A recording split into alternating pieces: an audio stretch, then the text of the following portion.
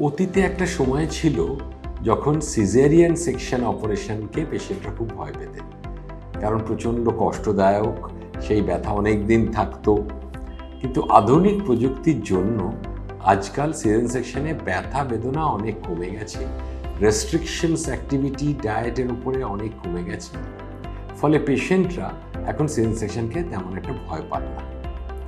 তবে একটা minimal restrictions, minimal discomfort, সেটাকে যতটা মিনিমাইজ করা যায় সেটাই আমাদের প্রচেষ্টা। তার কারণ হচ্ছে যে খুব ভালো পেন কিলার মেডিসিনস বেরিয়েছে, সেটা অনেক ক্ষেত্রে অ্যানেস্থেসিয়ার সময় প্রয়োগ করা হয়, অনেক ক্ষেত্রে তারপরে প্রয়োগ করা হয়। তার ফলে পেন সেন্সেশন অনেক কম হয়।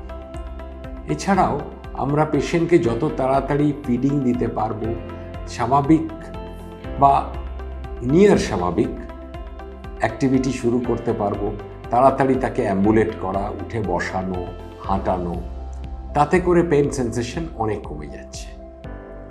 এবং অবশ্যই পেশেন্টের মেন্টাল কতটা সে রিল্যাক্স করছে, কতটা সে খুশি থাকছে, তার উপরেও পেনের প্রতি তার রিয়াকশনস ডিপেন্ড করে। এছাড়া একটা বড় ডিফারেন্স এসছে যে আমরা যে স্টিচিং করি, স্কিন স্টিচ হয়, আগের দিনে সেগুলোকে বাইরে স্টিচ করা হতো, এখন সব ভেতরে সেলফ ডিজলভিং স্টিচ করা হয়। এবং স্টিচ করা হয় যে সুতোয়, সেই সুতোর মান বা কোয়ালিটি অনেকটা ইমপ্রুভ করে গেছে।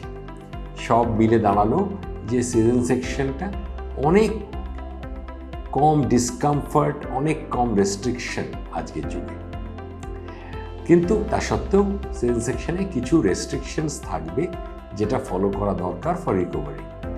যেমন পেটে কোনো চাপ না পড়ে, প্রেশার না পড়ে, ঝুঁকে কাজ করা, ভারী জিনিস তোলা, সিঁড়িতে ওঠা, মাটিতে বসা, এগুলো অন্তত 2 মাস রেস্ট্রিক্ট করা। পেটে একটা অ্যাবনর্মাল বাইন্ডার বেল্ট লাগানো, যাতে পেটটা সাপোর্ট থাকে। এই রেস্ট্রিকশনসগুলো ফলো করলে সিজারিয়ান সেকশনের পর ব্যথা, কষ্টজনিত সমস্যা অনেক কম হয়।